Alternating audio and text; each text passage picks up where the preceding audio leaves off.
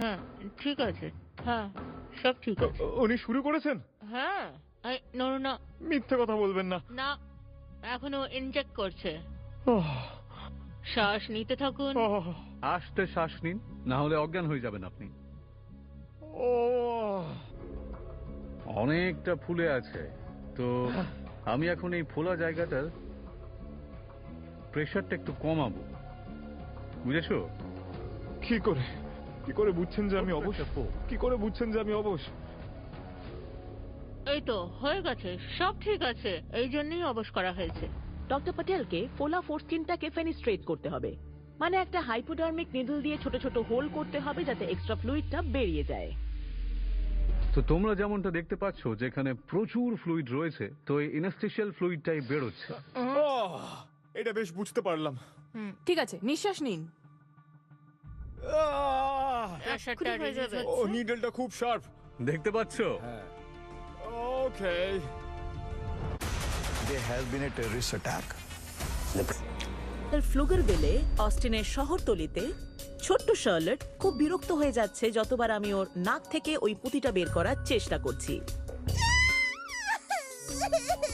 তাই বেশি জোর করাচ্ছে, আমরা ওর মায়ের সাহায্যে চেষ্টা করব ব্লো আউট করার মাদার্স কিস টেকনিক দিয়ে। আসল বিউটিটা এর সিম্পলিসিটিতেই। বেসিক্যালি পেরেন্টরা একটা নাক যেটাতে কোনো ফরেন বডি নেই সেটাকে বন্ধ রেখে বাচ্চার মুখে মুখ লাগিয়ে জোরে ব্লো করে একটা প্রেশার তৈরি করেন যাতে হোপফুলি জিনিসটা বেরিয়ে যায়। ইয়েস, কাজ হয়ে গেছে। তো আপনি যেটা করবেন সেটা হলো ওর মুখের ওপর মুখটা রেখে খুব বড় একটা নিঃশ্বাস দিয়ে ব্লো করবে, এরকম। হ্যাঁ, জোরে ব্লো করবেন। ওকে। আমরা দেখেছি মোটামুটি 60% কেসে এটা কাজ করে যায়। আর যদি নাও বেরোয় তাহলেও জিনিসটা নস্ট্রিলের কাছাকাছি চলে আসতে পারে। তারপর ফ্রিডম। আর এদিকে ধরে থাকবো? আমি ধরে রাখছি। ওকে, রেডি? আমি তোমায় একটা বড় হামি খাবো। রেডি? ইয়েস, কাজ হয়ে গেছে। ইয়ে মাম্মা! বেরিয়ে গেছে। ইয়ে, তুমি পেরেছো! Wow! বাহ, নাইস জব মম, হ্যাঁ, ও খুব ভালো মা, ছিল। কত বড়! বেরিয়ে গেছে মাম্মা। অলরাইট, হ্যাঁ? ও মা! খুব ভালো।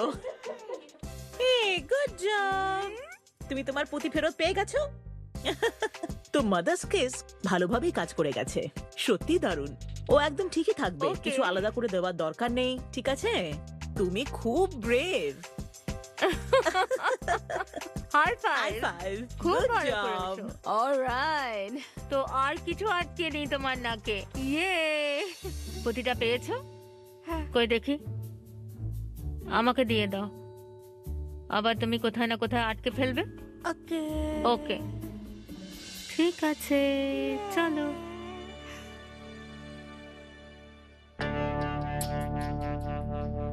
অন্যদিকে আমাদের ওডেসার ফ্যাসিলিটিতে ডক্টর ওয়াগনাস উইলিসের পেছন থেকে একটা বড় অ্যাবসেস ড্রেন করছেন। আর এখন পুজ সবে বেরোতে শুরু করেছে এবং তার সাথে গন্ধটাও। এবার এটা থেকে একটুখানি গন্ধ বেরোবে, ঠিক আছে? আচ্ছা, এইরকম কোনো ইনফেকশন থাকলে বেশ বাজে গন্ধ বেরোতে পারে, তাতে অস্বস্তি হতে পারে। আপনি ঠিক আছেন তো? ওকে, গুড।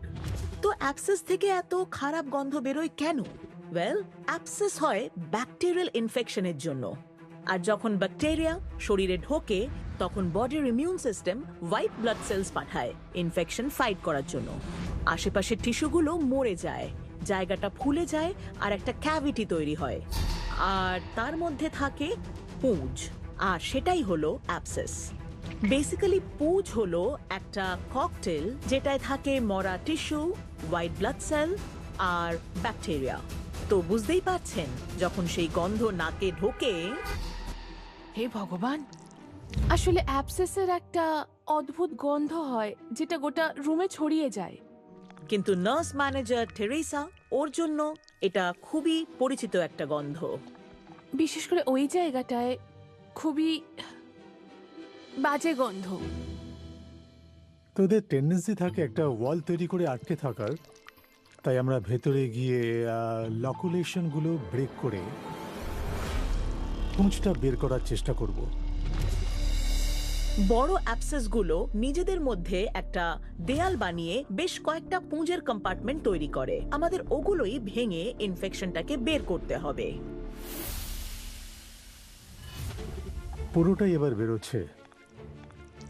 বেশ বড় অ্যাবসেস, বেশ অনেকটাই পুঁজ বেরিয়েছে। আপনি এখন বেটার ফিল করবেন এরপর। এবার বাকিটাও বেরোচ্ছে।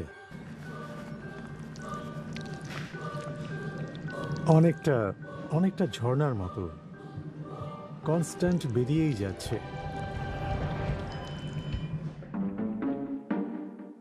ইয়ারে কাজ করতে করতে আমরা অনেক রকম ফ্লুইড বেরোতে দেখি পেশেন্টের বডি থেকে।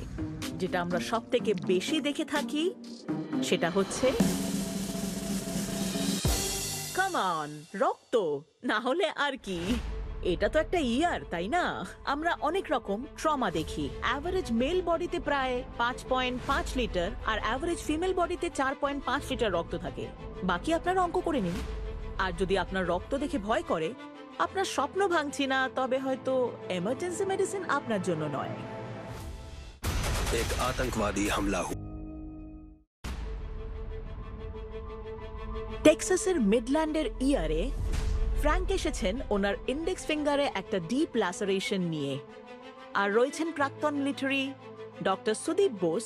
উনি অ্যাকচুয়ালি ব্রঞ্জ স্টার পেয়েছেন। একজন ফিজিশিয়ান হিসেবে দ্বিতীয় বিশ্বযুদ্ধের পর সবচেয়ে লম্বা কমব্যাট ট্যুরগুলোর মধ্যে একটাতে সার্ভিস করার জন্য। বেশ, নেক্সট পেশেন্ট এসেছেন। আমরা দেখব মিস্টার ফ্র্যাঙ্ককে। ওনার আঙুলে ল্যাসারেশন হয়েছে। এটাকে জাস্ট ওনার দেখা লম্বা ট্রমা কেসের লিস্টের মধ্যে অ্যাড করে দিন। চলুন দেখে আসি ওনার কি অবস্থা।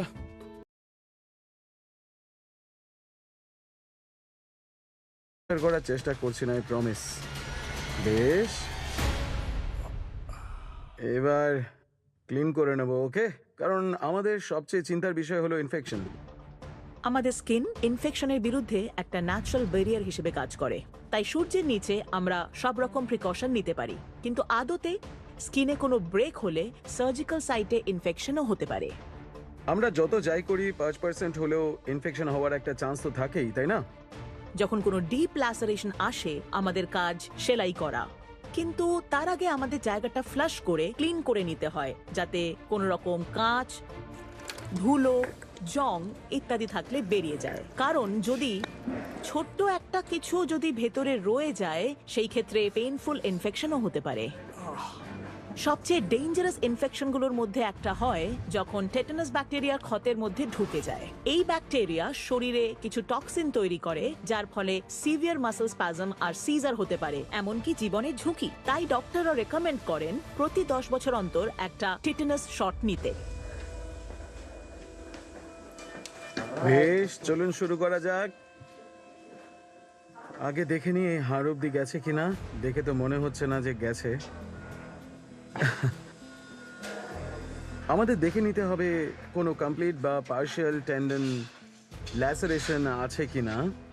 পার্শিয়াল টেন্ডন ল্যাসারেশনে আঙুলের 95% কেটে গেলেও আপনি আঙুল নাড়াতে পারবেন, কারণ সেটা হলে রিপেয়ার করতে হবে। আসলে দেখে মনে হচ্ছে না এটা কোনো জয়েন্ট ক্যাপসুলে গেছে, তাই আশা করি সব ঠিকই থাকবে। অবশ করে কাটা অংশটা ভালো করে দেখে নেওয়ার পর ডক্টর বোস এখন ল্যাসারেশনটা সেলাই করার জন্য একদম রেডি। ওভারঅল আপনি লাকি। এটার পর সব ঠিকঠাকই কাজ করবে, কোনো সমস্যা হবে না। ঠিক হয়ে যাব তো? হ্যাঁ, একদম ঠিক থাকবেন। জাস্ট একটা কাটার দাগ থেকে যাবে। কিন্তু যদি আপনি ফিঙ্গার মডেল হতে চান তাহলে একটু চাপের বিষয় হতে পারে। কিন্তু এখানে এই স্কিন ফ্ল্যাপটাতে যদি ঠিকঠাক রক্ত না যায় তাহলে এটা কালো হয়ে খসে পড়ে যাবে। আচ্ছা, তারপর এটা ভেতর থেকেই আবার গজিয়ে উঠবে। বাকিটা নিজে থেকেই ঠিক হবে। হ্যাঁ, 7 থেকে 10 দিন বাদে সেলাই কাটা হবে। ওকে। ইনফেকশনের দিকে নজর রাখবেন। 2 দিন বাদে আবার একবার চেক আপ করিয়ে যাবেন। আমি আপনাকে কিছু পেইন কিলার লিখে Okay. দিচ্ছি। অলরাইট, ঠিক আছে। Thank you very much. হ্যাঁ, ভালো থাকবেন। একসাথে দুটো কাজ করতে যাওয়া আমার একদমই ঠিক হয়নি, বিশেষ করে যেখানে মেশিন নিয়ে কাজ করা। তো আঙুলের কাজ শেষ, এবার কি প্ল্যান আপনার? বাড়ি গিয়ে রিল্যাক্স করা। আমার বাড়িতে এসি লাগানো আছে, তাই ফ্যান নিয়ে ভাবতে হবে না। আমার সিলিং ফ্যানও আছে।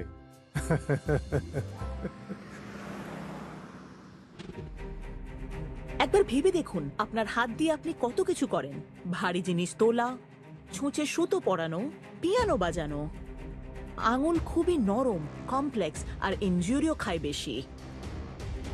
আর ওডেসার একটা কেস এসেছে যা আজকের hand trauma award for the day জিতে নেবে, খুবই অনায়াসে।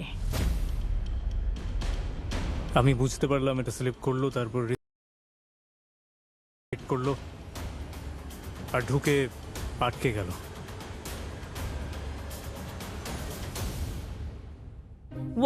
27 বছরের একজন মেকানিক কাজ করছিলেন যখন এটা ওর হাত থেকে স্লিপ করে ওর হাতের তালুতে গেঁথে ঢুকে যায়। আর ওনার কোওয়ার্কাররা ওটাকে ডকুমেন্ট করতে চেয়েছিলেন সায়েন্টিফিক কারণের জন্য। কাজে একজন আমার হাত দেখে ভাবছিল হয়তো যে আমি ধরে কি করে আছি, এর ওপর যদি প্রেসার পড়ে যায় তাহলে কি হবে। তো আমি দেখালাম ওদের, আর অবশ্যই ওরা ছবি তুললো আর কি, যাতে এই ছবিগুলো ওরা বাকিদেরকেও দেখাতে পারে। ওদের জন্য ব্যাপারটা বেশ কুল।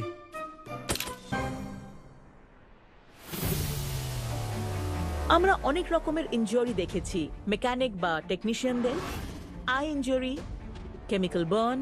আর মানুষ যখন পাওয়ার টুল নিয়ে কাজ করে আমরা বেশ কয়েকটা আঙুল বা ইভেন গোটা হাত পা বাদ যেতেও দেখেছি। ওয়ানের কেসে ও একটা ওরিং পিক ব্যবহার করছিল যখন ওটা হঠাৎ স্লিপ করে হাতের ভেতর ঢুকে যায়, অনেকটাই ভেতরে। আমি সিলিন্ডারের ভেতর থেকে একটা সিল বের করার চেষ্টা করছিলাম, তাতে প্রেসার লেগে যায়। তো ওই প্রেসার দিতে গিয়েই হাতটা স্লিপ করে যায় আর ওটা ভেতরে ঢুকে একেবারে গেঁথে যায়। ডক্টর এমি প্যাটেল ডাক্তার হওয়ার ইন্সপিরেশন পেয়েছিলেন ওনার ছোটবেলায় একটা সিরিয়াস কার অ্যাক্সিডেন্টের সময় যে ফিজিশিয়ানরা দেখেছিল তাদের দেখে। ডক্টর প্যাটেল ওয়ানের রিয়াকশন দেখে বিশ্বাসই করতে পারছেন না যে ওনার এরকম একটা ইনজুরি হয়েছে। এরকম একটা জিনিস হাতের ভেতরে গেঁথে থাকলে মানুষ চিৎকার করবে, আর সেটাই নর্মাল। কিন্তু ইনি অ্যাবনর্মালি শান্ত। প্রথমে যখন হলো তখন আমি চিৎকার করেছি আর ভাবছি এটা কি হলো, মানে তখন সদ্য লেগেছে। আর ব্যথার কথা যদি বলি, সেটা হচ্ছে না, মানে খুবই অদ্ভুত ব্যাপার, কিন্তু সত্যি ব্যথা করছে না। আমি শুধু এই টিপটা ফিল করতে পারছি। हर चुनौती অন্যদিকে আমাদের আরেক ডক্টর প্যাটেল এখনো জনের পেনাসের ফোরস্কিন থেকে ফ্লুইড বের করছেন। আপনি ঠিক হয়ে যাবেন। আপনারা কি এটা প্রায় করেন? না মানে সবাই এমন ভাবে দেখছেন, আমার একটু অকওয়ার্ড লাগছে। এখন আগের চেয়ে Swelling better কমেছে? লাগছে। হ্যাঁ, অনেকটাই বেটার। ওকে, এখন এটা নিজে থেকেই ড্রেন হয়ে যাবে, ঠিক হয়ে যাবেন। ওকে, শুধু এরপর একবার ইউরোলজিস্ট দেখিয়ে নেবেন, সোয়েলিং নিজে থেকেই কমে যাবে। কি কাকে? শুধু মনে করে আইবুপ্রোফেনটা খাবেন। আমি কোনো ইউরোলজিস্টকে চিনি না। আমরা রেফার করি। ওকে ঠিক আছে, কারণ আমি কিছুই জানি না। হ্যাঁ, আমরা দিয়ে দেবো। ওকে, ঠিক আছে। আর কোনো প্রশ্ন? হয়ে গেছে? হ্যাঁ, আবার কি? হ্যাঁ। ডান। ও ঠিক এখনো আছে। কন্টিনিউ ড্রেন হবে, অনেকটাই ফুলে এখানে আছে। বসে থাকতে হবে কিছুক্ষণ। হ্যাঁ, ঠিক আছে, thank you doctor, thank you. হ্যাঁ, ঠিক হয়ে যাবে, চাপ নেই, কিছু ভেবো না। হ্যাঁ থ্যাঙ্কস, মানে জানি না কি বলবো, জাস্ট থ্যাঙ্কস।